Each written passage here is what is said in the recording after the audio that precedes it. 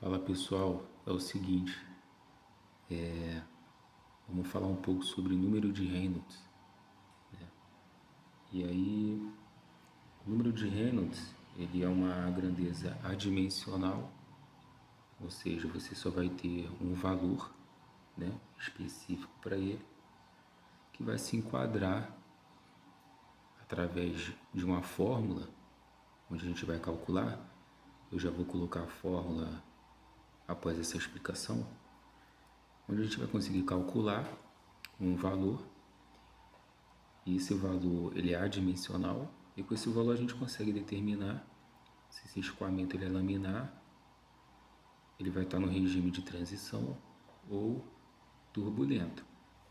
Tá? Então é uma grandeza adimensional usada em mecânica dos fluidos para caracterizar o regime de escoamento desse fluido, né? Ou seja, para indicar se o escoamento ele vai estar como laminar, turbulento ou no regime de transição.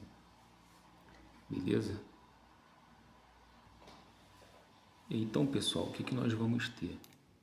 É que quando o valor calculado ele for menor que 2.000, nós vamos ter ele como laminar. Tá? Quando a gente tiver um valor maior que 4.000, a gente vai ter um escoamento turbulento.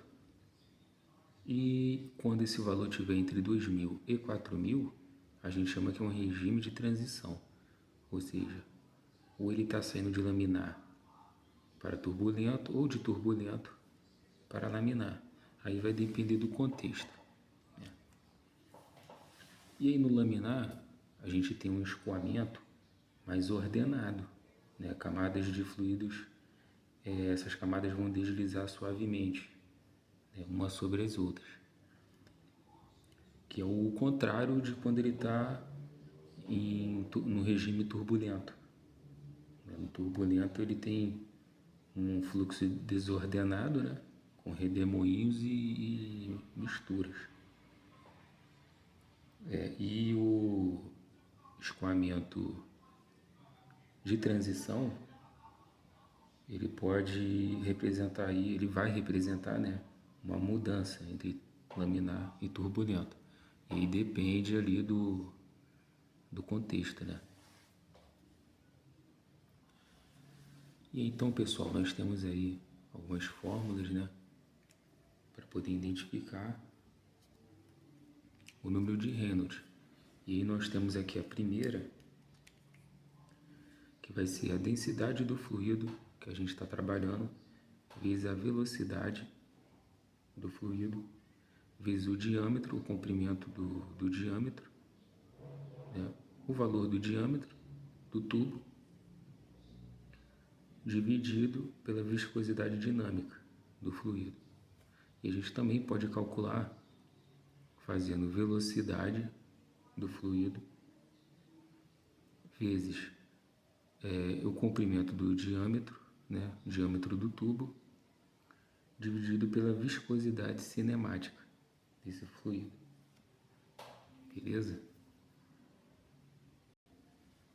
Um outro detalhe, pessoal, é o seguinte, que aqui nós temos a viscosidade dinâmica e aqui nós temos a viscosidade cinemática. E para a gente encontrar ela, nós temos que fazer viscosidade dinâmica dividido pela densidade do fluido.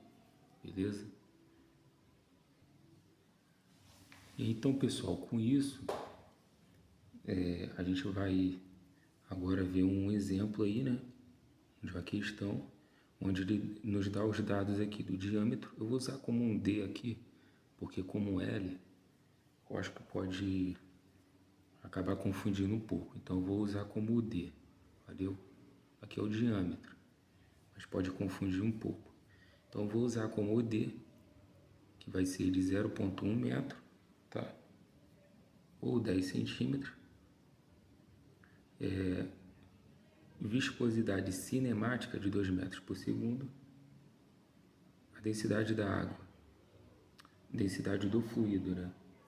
Mas no caso aqui seria da água, porque é 1.000 kg por metro cúbico, ou 1 grama por centímetro cúbico. E a viscosidade dinâmica, de 0,001 Pascal segundo. Beleza? E aí, pessoal, o que a gente vai ter? Nós vamos utilizar a fórmula, né, da velocidade vezes o diâmetro dividido pela viscosidade cinemática. Porém,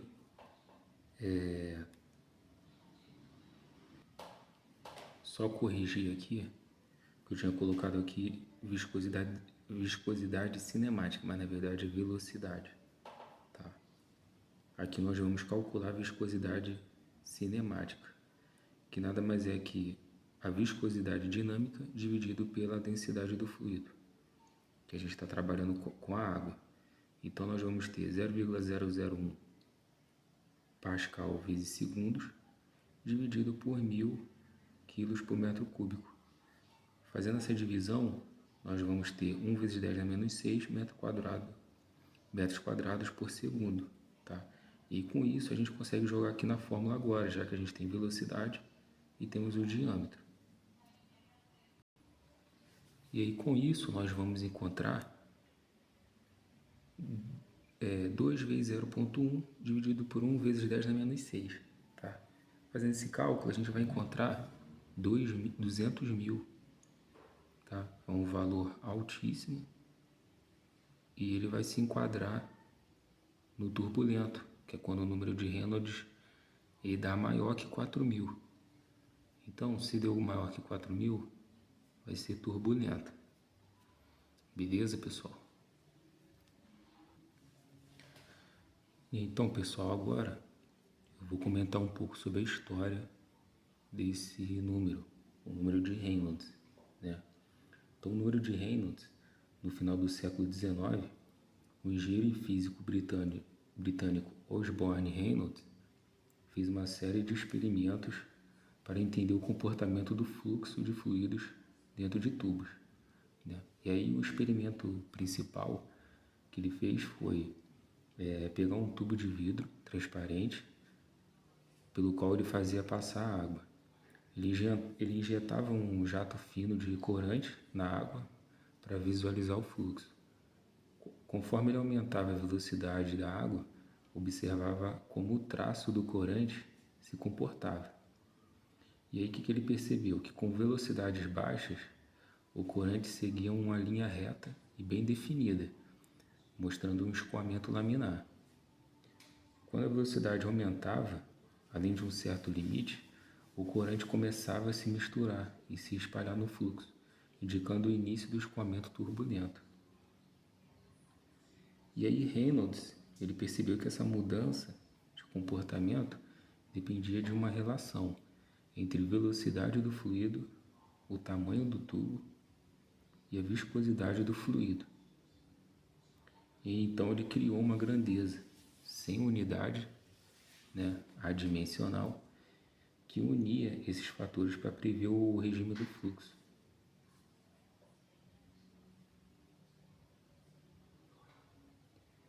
E aí essa grandeza hoje ela é conhecida como número de Reynolds. O número dele se tornou uma ferramenta fundamental na hidráulica, na aerodinâmica, engenharia química e várias outras áreas.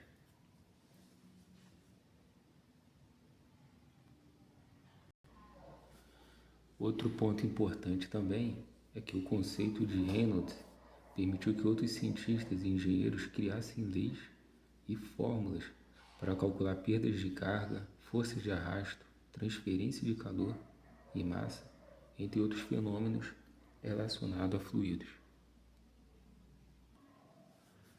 Pessoal, é isso. Vamos para o próximo tema aí. Antes, se você gostou, dá uma moral pro canal, deixa o like, deixa o joinha. E é isso. Tamo junto. Vamos para a próxima aula aí.